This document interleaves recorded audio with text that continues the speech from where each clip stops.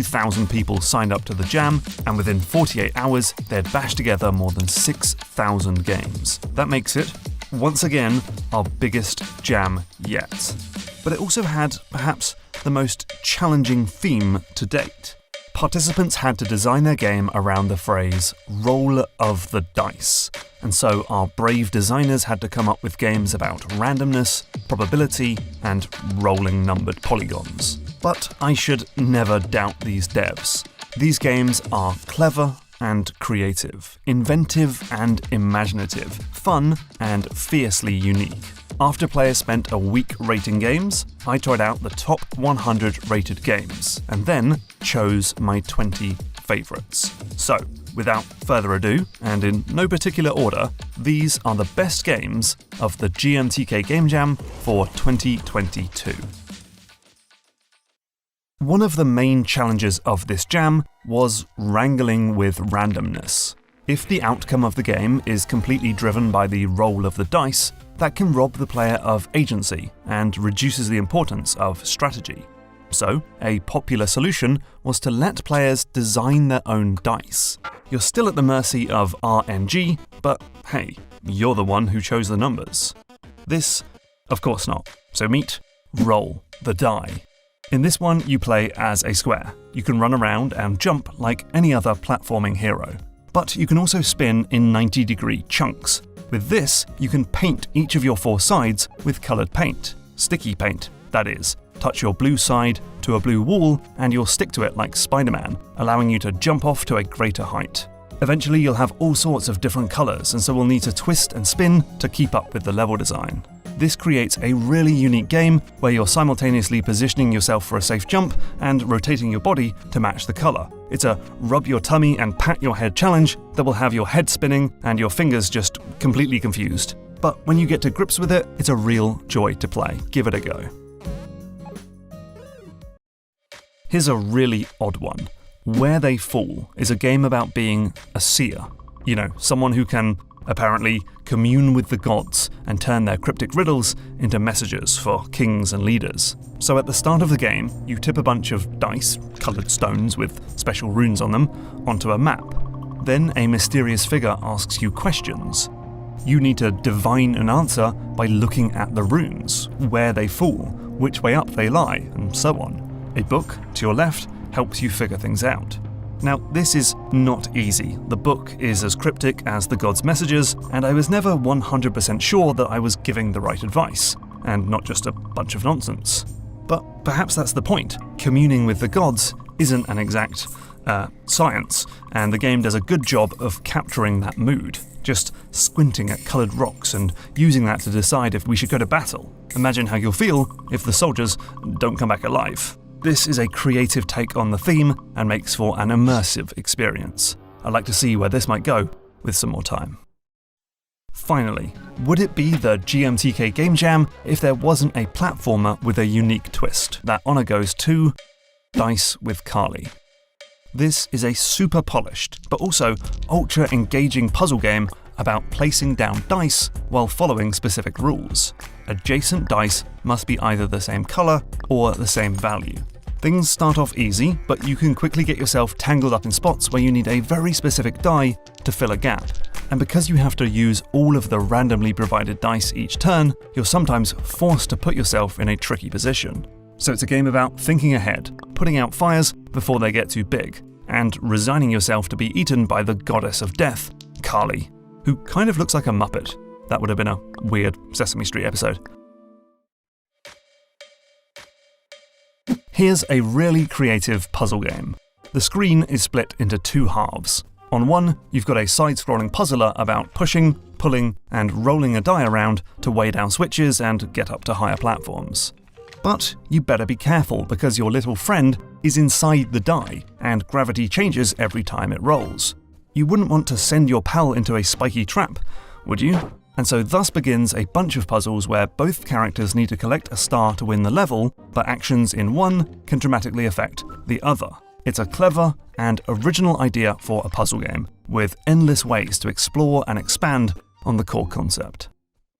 There's always one game in the jam that basically looks and plays like a finished this one, Oddwood. In this game, your actions change every time you fire. Sometimes you're shooting a single bullet, or a spread of shotgun fire, or doing a dash move. Oh, and also, you're spinning around in circles. It's absolute mayhem, especially as the arena is tiny and the enemies come in thick and fast. But it's somehow still completely playable. You've got a nice powerful dodge, generous health, and regular new upgrades. That makes this ultra-polished game just super playable and ultra-compelling. I had to force myself to put it down so I could make this video. Was Jimmy Blitz and the rocket dice. In this one, you use a very subtle method to make the dice land how you want. Rockets. That's right, each die is equipped with rocket-powered speed boosters, which let you decide where the die lands and how it rolls. Also, you can meet criteria like landing a 4 or getting better than a 3.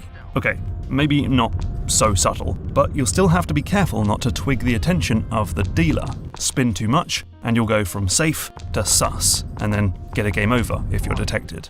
Later levels have you swapping between dice or landing in super specific zones. It's all done with funny voice acting and a charming CCTV-style visual effect. Some Jam games just put a smile on my face, and this was one of them.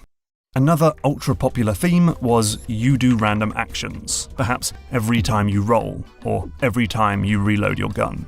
That can lead to a pretty chaotic game, but in terms of this take on the idea, Maces and Dices is a game where each turn you get a bunch of different dice that relate to actions, like moving, attacking, and jumping. So you might randomly roll the ability to move down, up, down, and attack. Then you've got to use those powers to move through the dungeons and attack enemies. You need to be very thoughtful because once your dice are done, it's time for the enemy to move. Sometimes it's best to get to safety if that's all your roll will allow.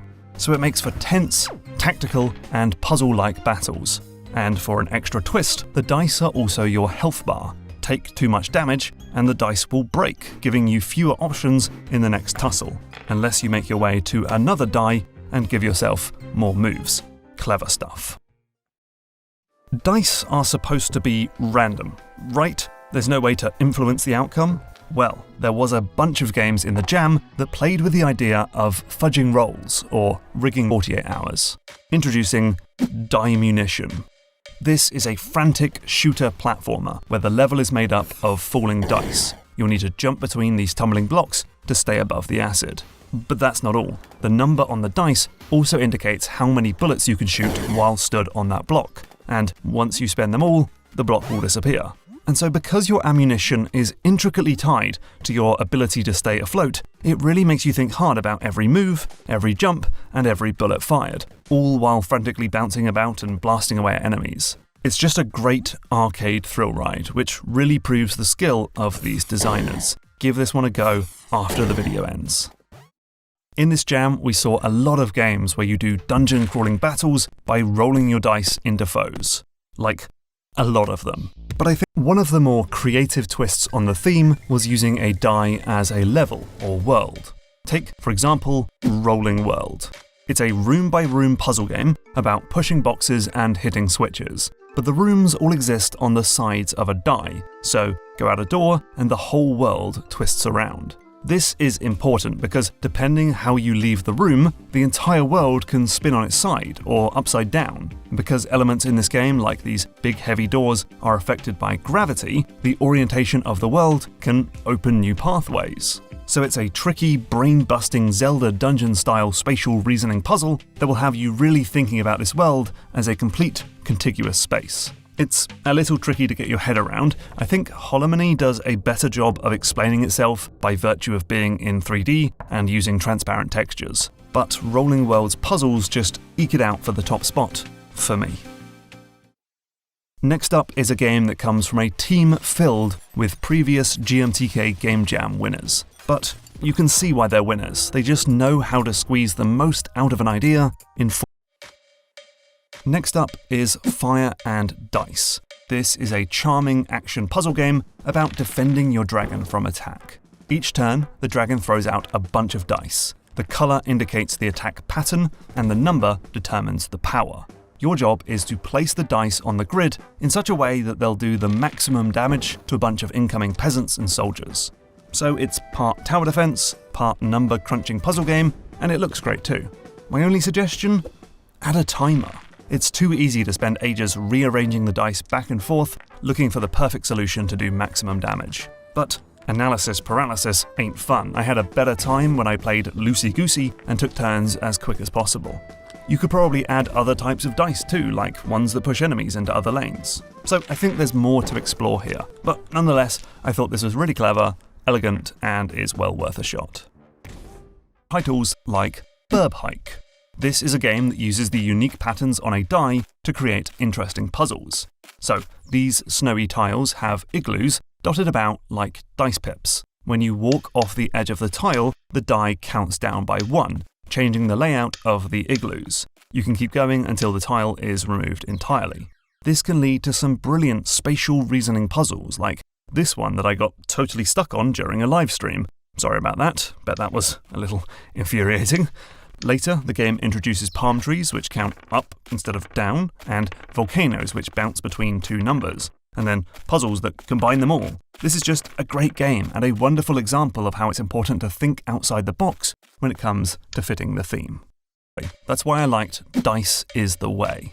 It's a pretty simple card battling RPG with funky graphics and goofy audio. But see those numbers in the balloon font? Like your health points, your enemy's next attack, or the cost of your card?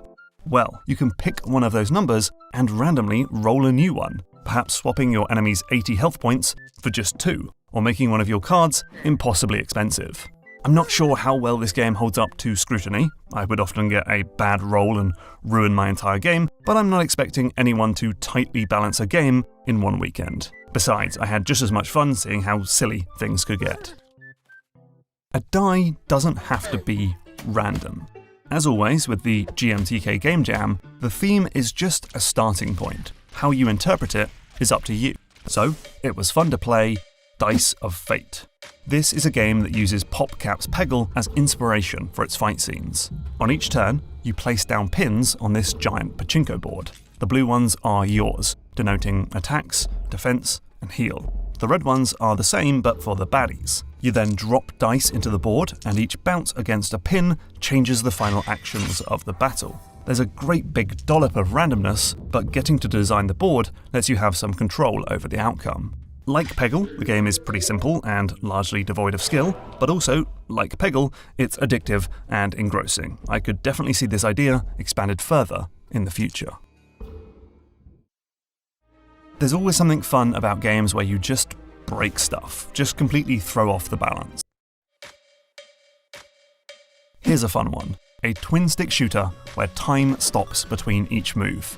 Your character, a die with arms, can roll in any direction, but the distance is dictated by the random number you roll. When you finish your roll, you'll fire out bullets. As long as you have ammo, that is. You get more by rolling into enemies. This simple setup leads to a tense game of cat and mouse, of steamrolling baddies and chaining together moves. Later, you'll be able to upgrade your powers, and then the game adds enemies who don't care that time is supposed to be stood still, forcing you to stop being so analytical and start playing on instinct instead.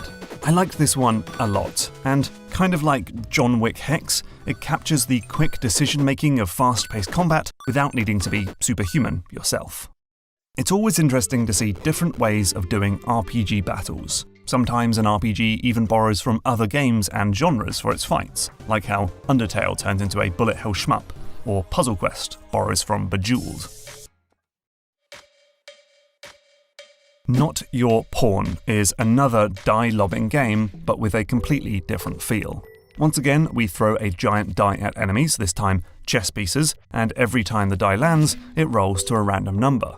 This is important to keep track of because each enemy is weak to a certain type of number. Some will only take damage if the die is odd when it's thrown, or even, or above or below a certain number. Where Gimiko is mad and chaotic, Not Your Pawn is slow, strategic, and thoughtful. I like both vibes, so it was impossible to choose just one. In terms of feedback, I'd perhaps recommend making the numbers a bit more readable. They're small and hard to pass, which artificially increases the difficulty. I wonder if there's a way to represent these rules in a way that could be understood at a glance.